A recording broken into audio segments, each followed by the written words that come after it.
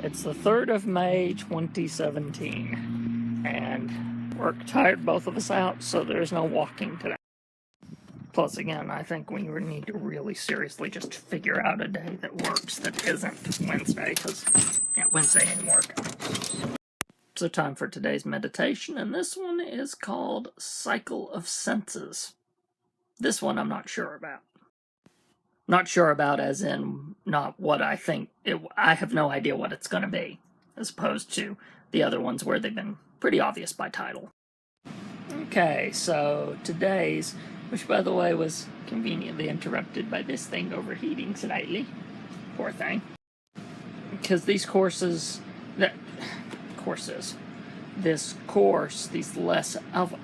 give me a second. This course with these lessons have been about, instead of using your breath as a focus, using something else as a focus. It's what I've been doing those past couple of days. So right now, this one was about the, quote, cycle of senses. So instead of focusing on one, you focus on all of them. But you focus on them in a rotation to where first it's your sight, even if your eyes are closed. Because you ever close your eyes and you see those flashes of light and stuff, that's seeing something just as much as anything else. That it's what you're hearing. Then you kind of flash your whole body and figure out you're sitting, all that stuff. Then we go back to something that I learned a couple of them back, which is a touch point. So you go to one of those, and then you start the cycle all over again. And then you sort of have to figure out the cycle on your own, as it were, as to how fast or slow you need to go, that sort of thing. Apparently quite useful for whenever you're tired, so it's one to put in my pocket if I've ever had an exhausting day. Like today, I might add. So yeah, we'll see if I use that one. A lot of these things in this course have been nice because they're just alternative tricks. So when you're just having one of those rough days where, breathing ain't gonna cut it, you've got a bunch of other tools in your tool belt. It's pretty flippin' sweet. I had someone surprised today in conversation that I had a whole network of podcasts. It's just normal to me. But I guess for some people it is one of those holy crap things, right? Normally someone will have just maybe one podcast, right? It's just one of those where, again, I ran into the filter that some people have. It's neat. It's like big secret, guys. Us podcasters, we don't sometimes think very highly of ourselves. Not that we put ourselves down, although some of us do, and we need to knock it off. Stop it. Be nice to yourself. But it's just, sometimes we get treated like we're big shots in mainstream media sort of thing.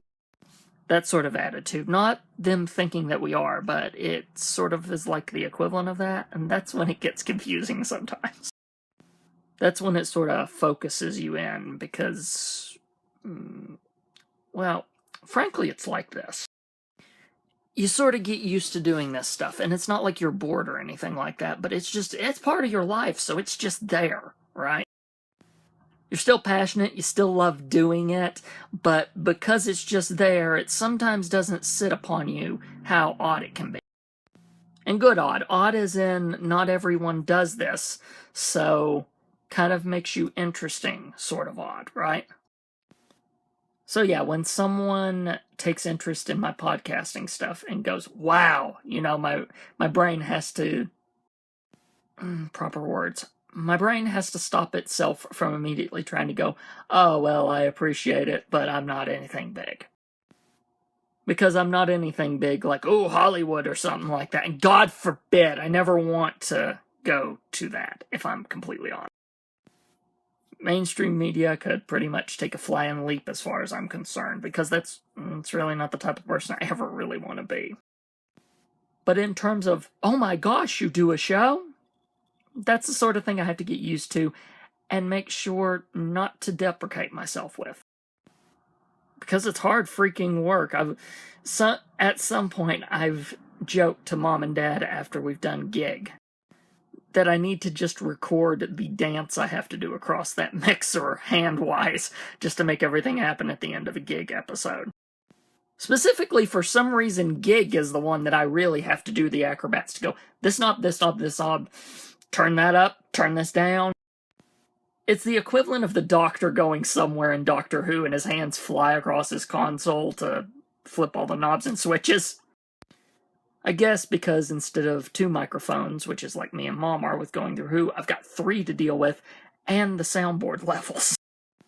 Plus, the mixer is on the right of me, the soundboard is on the left of me on a touchscreen, so yeah, it's a bit of a dance. But sometime I should just record that and let people see the crazy stuff that I have to do, right? It's pretty awesome, actually. And I sometimes wish I had a production person, someone that could run a mixer for me, so that I didn't have to deal with it. I could just focus on the content. But do I hate that I'm the one that also has to run the mixer? Nah, it's just part of the thing. So, yeah, that's how it goes. Better have to run a mixer than have no way of getting my passion out there at all. That's just unfathomable to me at this point. So yeah, just a thing that happened today that sort of gave me some perspective. Gave me some good perspective, too. What I'm doing isn't always easy, but I love every second of it and would never trade a bit of it. Just love it too much. And I'm even considering other avenues with it, too. New tools coming out and everything. It's fantastic. Content creation really is starting to get support on a mainstream sort of level. Get apps like Anchor out there and stuff like that make it even easier than ever before. So yeah, just good time to be a content creator. Good time. Anyway, I've got some stuff to wrap up around here, so for now, I think I'm going to sign off on Snapchat for the night. So until tomorrow, good night, everyone. Have a good one. By the way, if there aren't a bunch of Star Wars filters tomorrow, I'll eat my hat. Come on, you know it's going to happen.